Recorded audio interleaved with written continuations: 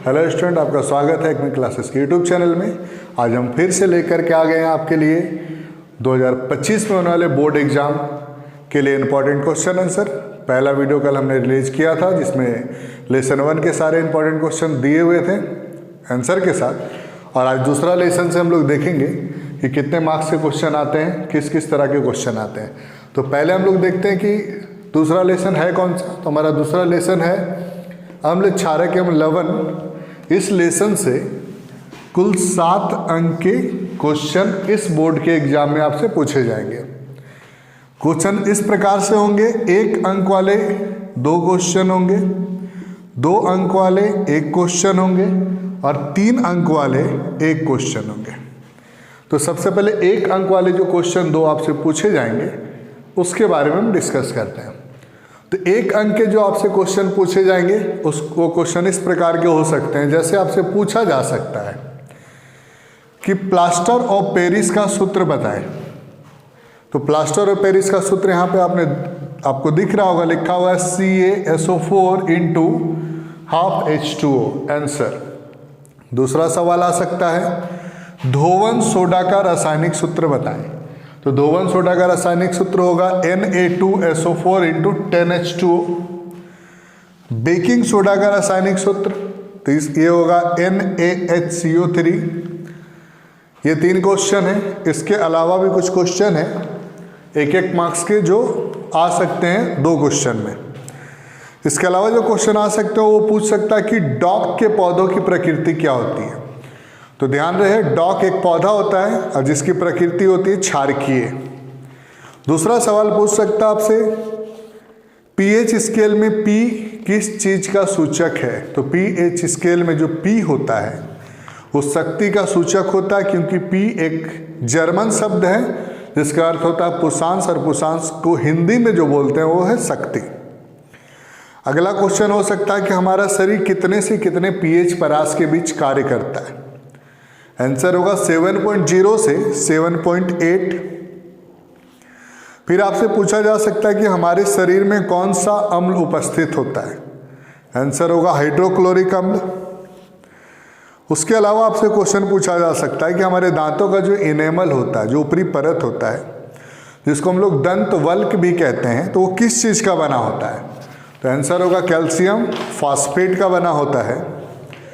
उसके अलावा जो क्वेश्चन है वो हो सकता है कि मेथिल ऑरेंज और फिनाइलथोलिन किस प्रकार का सूचक है। तो आंसर होगा कृत्रिम अथवा संश्लेषित सूचक। और सवाल हो सकता है कि एक सार्वत्रिक सूचक का नाम बताएं। सार्वत्रिक सूचक का अर्थ होता है जिसका इस्तेमाल पूरे दुनिया में होता है। तो सार्वत्रिक सूचक का नाम है पीएच स्केल। उसके अलावा जो सवाल आ सकते हैं वो है कि लिटमस विलियन कहाँ से प्राप्त होता है। तो लिटमस विलियन थैलोफाइटा समूह के लीचेन पौधे से प्राप्त होता है। तो ये जो जितने 1 मार्क्स का क्वेश्चन मैंने अभी आपको बताया, ऐसी आशा है कि इन्हीं क्वेश्चन में से 2 क्वेश्चन 1-1 मार्क्स के आपके पूछे जाएंगे इस बोर्ड की परीक्षा 2025 में। अब हम 2 अंक के सवाल देखेंगे कि 2 अंक के सवाल किस प्रकार के आ सकते हैं। 2 अंक के सवाल में अधिकतर डिफिनेशन पूछा जाता है या तो फिर किसी चीज़ का निर्माण। देखते हैं 2 अंक के जो सवाल आ सकते हैं उनमें से कुछ सेलेक्टेड क्वेश्चन है। पहला है तनुकरण। सवाल हो सकता है कि तनुकरण किसे कहते हैं। तो जवाब होगा जब किसी जल में अम्ल या क्षारक को मिलाते हैं तो अम्ल और क्षारक का जो प्रति इकाई सांद्रता है वो कम हो जाता है। मतलब अम्ल और क्षारक का जो कैपेसिटी होता है जल में मिलने के बाद थोड़ी सी कम हो जाती है। उस प्रक्रिया को हम तनु कहते हैं, तनुकरण कहते हैं। दूसरा सवाल हो सकता है कि क्लोर क्षार अभिक्रिया किसे कहते हैं। तो क्लोर क्षार अभिक्रिया में क्या होता है। आंसर है कि सोडियम क्लोराइड को जब जल में डालते हैं, मतलब सोडियम क्लोराइड का जब जलीय विलयन बनाते हैं और उसे विद्युत प्रवाहित करते हैं, मतलब करंट पास करते हैं, तो ये टूट करके मतलब वियोजित हो जाता है, टूट जाता है। टूट करके सोडियम हाइड्रोक्साइड जो कि क्षार है, क्लोरीन जो कि क्लोर है, और हाइड्रोजन गैस बनता है। इसलिए इस अभिक्रिया को क्लोर क्षार अभिक्रिया कहते हैं। एक बार फिर से देख लीजिए, सोडियम क्लोराइड के जलीय विलयन में जब विद्युत प्रवाहित किया जाता है तो वियोजित होकर सोडियम हाइड्रोक्साइड क्षार का निर्माण, क्लोरीन मतलब क्लोर का निर्माण करता है, इसलिए इस अभिक्रिया को क्लोर क्षार अभिक्रिया कहते हैं। अगला क्वेश्चन है विरंजक चूर्ण का निर्माण बताएं। तो विरंजक चूर्ण, जिसको हम लोग आम भाषा में ब्लीचिंग पाउडर भी कहते हैं, इसका निर्माण कैसे होता है? तो हम लोग शुष्क बुझा हुआ चूना लेते हैं। शुष्क बुझा हुआ चूना जिसका सूत्र होता है CaOH2, कैल्शियम हाइड्रोक्साइड। इसमें क्लोरीन गैस प्रवाहित किया जाता है। मतलब शुष्क बुझा हुआ चूना में क्लोरीन गैस के साथ जब अभिक्रिया कराते हैं तो एक यौगिक बनता है जिसका नाम है CaOCl2, जो कैल्शियम ऑक्सीक्लोराइड कहलाता है। ये जो कैल्शियम ऑक्सीक्लोराइड है जिसको CaOCl2 कहते हैं, यही आपका ब्लीचिंग पाउडर अथवा विरंजक चूर्ण है और साथ में जल का निर्माण होता है। और फिर से डिफिनेशन देख लेंगे। शुष्क बुझा हुआ चूना में क्लोरीन गैस प्रवाहित करने पर कैल्शियम हाइड्रोक्साइड का निर्माण होता है और यही कैल्शियम हाइड्रोक्साइड जो है विरंजक चूर्ण अथवा ब्लीचिंग पाउडर कहलाता है। आगे क्रिस्टलन जल। क्वेश्चन हो सकता है क्रिस्टलन जल किसे कहते हैं? तो जितने भी क्रिस्टल होते हैं, आपने देखा होगा घर में चीनी का जो इस्तेमाल करते हैं छोटे छोटे क्रिस्टल के रूप में होता है। जब उसको गर्म करते हैं तो उसके अंदर से जल निकलता है। तो दुनिया में जितने भी क्रिस्टल है ना, सबके अंदर जल होते हैं।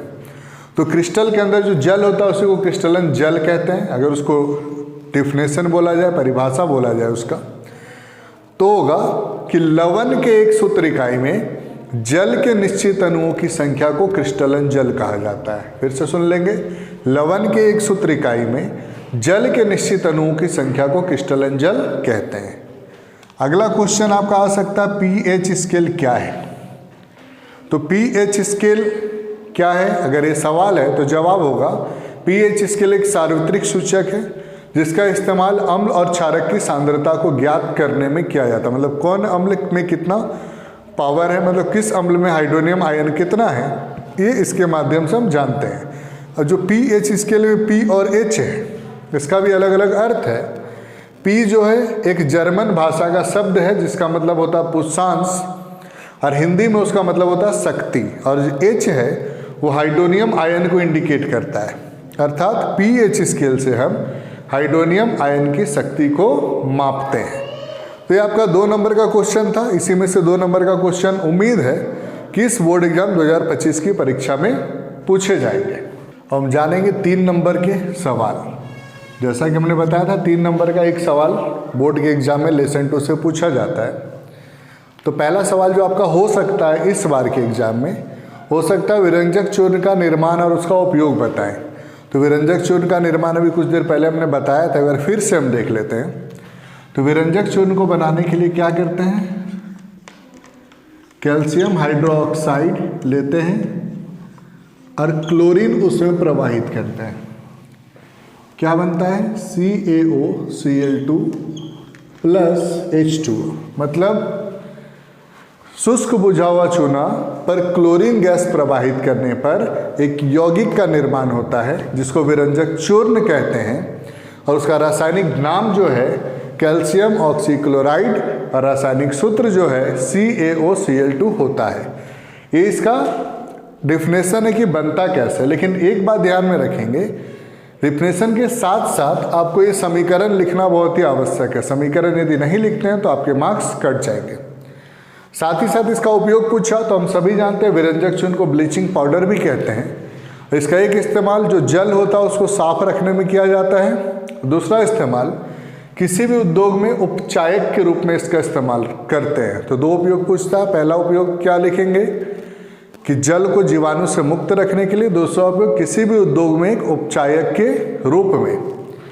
दूसरा सवाल है प्लास्टर ऑफ पेरिस का निर्माण और उसका उपयोग। तो प्लास्टर ऑफ पेरिस का निर्माण कैसे होता है देखेंगे।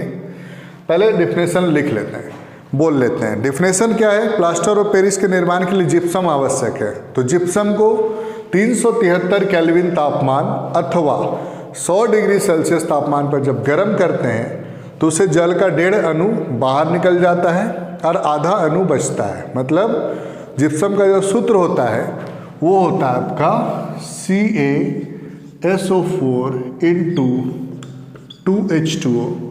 इसको जब 373 केल्विन टेम्परेचर पर गर्म करते हैं तो जल का 1.5 अणु बाहर निकल के क्या बनता है CaSO4 × हाफ H2O,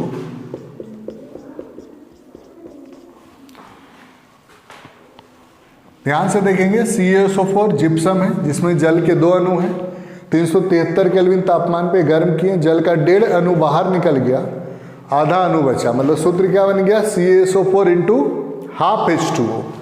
तो ये जो CaSO4 इंटू हाफ H2O है यही है प्लास्टर ऑफ पेरिस। मतलब जिप्सम को जब 373 केल्विन टेम्परेचर पे गर्म करेंगे तो जल का 1.5 अणु बाहर निकलेगा, जो बचेगा वो प्लास्टर ऑफ पेरिस होगा। इसका उपयोग क्या होगा? तो प्लास्टर ऑफ पेरिस का उपयोग हम सभी जानते हैं, किसी की यदि हड्डी टूट जाए तो जो प्लास्टर होता है हड्डी को स्थिर रखने के लिए, वहाँ पे इसका इस्तेमाल होता है। दूसरा, इससे आकर्षक खिलौने भी बनाए जा सकते हैं, दीवारों की सतह को चिकना भी बनाया जा सकता है, तो ये सब इसके उपयोग है। तीसरा जो सवाल है वो ये पूछ सकता है कि शुष्क हाइड्रोक्लोरिक गैस शुष्क लिटमस पेपर के रंग को क्यों नहीं बदलता? तो जवाब आपका ये होगा कि शुष्क हाइड्रोक्लोरिक गैस जिसमें जल की कोई मात्रा नहीं है और शुष्क लिटमस पेपर जिसमें जल की कोई मात्रा नहीं है, तो लिटमस पेपर के रंग को नहीं बदलेगा, क्योंकि किसी भी अम्ल और क्षारक को अपना प्रभाव दिखाने के लिए जल की उपस्थिति अनिवार्य है, क्योंकि जल में घुलकर ही वो अपने आयन को स्वतंत्र अवस्था में लाते हैं। यदि अम्ल है तो जल में घुलकर H+ आयन उत्पन्न होगा, और यदि क्षारक है तो जल में घुलकर OH- आयन उत्पन्न होगा। मतलब जब तक जल नहीं होगा तब तक अम्ल अपना व्यवहार प्रदर्शित नहीं करेगा। इसलिए शुष्क हाइड्रोक्लोरिक गैस शुष्क लिटमस पेपर के रंग को नहीं बदलता, क्योंकि जल की अनुपस्थिति के कारण उसमें H+ आयन स्वतंत्र अवस्था में नहीं आते।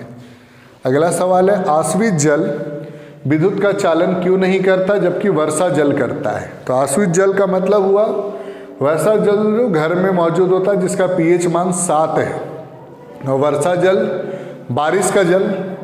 तो आश्वित जल विद्युत का चालन नहीं करता क्योंकि उसमें अम्ल का मात्रा नहीं है, और अम्ल का मात्रा नहीं है तो H+ आयन अलग नहीं होगा।